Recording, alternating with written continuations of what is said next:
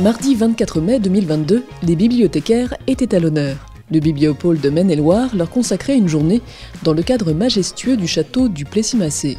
Près de 150 bibliothécaires, bénévoles et professionnels du réseau du Bibliopôle ont répondu à l'appel. Le Bibliopôle, c'est un réseau qui anime les 250 bibliothèques du département de Maine-et-Loire, qui vise à les accompagner, à les aider, à fournir de la ressource documentaire et puis aussi à aider la professionnalisation du métier en lien aussi avec les bénévoles. C'est vraiment un maillage pour la culture en proximité. La journée a commencé avec un spectacle intitulé « Les dangers de la lecture » de la compagnie Cause Toujours et interprété par Titus. Évidemment, un spectacle décalé et humoristique sur le monde des bibliothèques. Je suis donc Jean-Claude Bonifay, le fondateur et président de l'AOLI, voilà, l'association opposée à la lecture intensive. Parmi vous, certaines personnes lisent plus de 5 livres par an.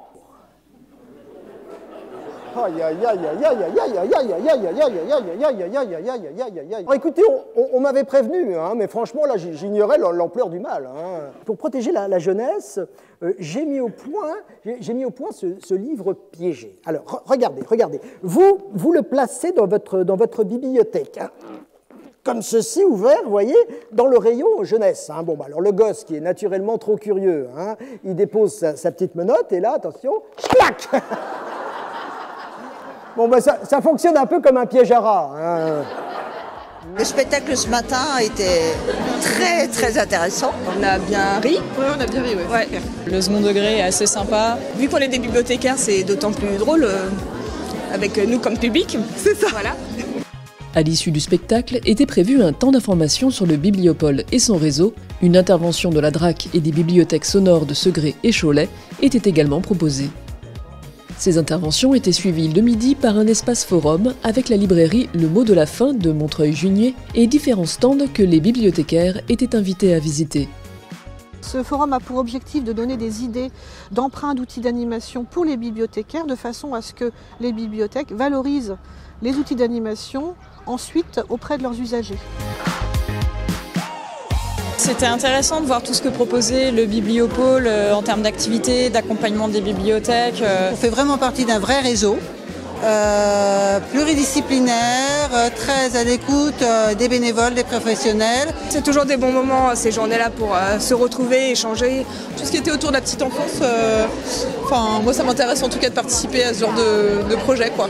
Les bibliothécaires ne dévorant pas que des livres, un moment de convivialité était organisé à l'occasion d'un cocktail déjeunatoire et pour terminer la journée, le journaliste littéraire Philippe Chauveau recevait l'auteur Olivier Bal. Olivier Bal est un auteur montant des éditions XO et c'est un auteur de romans policiers. Et nous savons aussi que les bibliothèques, les lecteurs des bibliothèques apprécient énormément la lecture de romans policiers.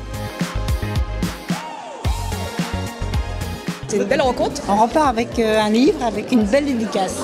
J'ai très envie de le lire. Je trouve qu'il présente très bien son univers et montre bien sa manière de travailler. C'était assez intéressant de voir tout le cheminement qu'il a autour de ses livres, comment il construit l'histoire, la cohérence, et ça donne envie de découvrir, oui. À suivre. Cette journée-là, elle est belle en termes de retrouvailles, puisque le dernier événement de ce type s'est passé en 2019, donc c'était avant la crise. Et puis c'est une façon à la fois d'honorer, de continuer la démarche de réseau, de le faire vivre, et puis aussi de récompenser tous les acteurs qui s'engagent au quotidien pour faire vivre la lecture. Ce qui est, comme je le rappelle souvent, le premier accès à la culture. La culture, c'est notre bien précieux, notre bien essentiel, et ça fait du bien à tout le monde.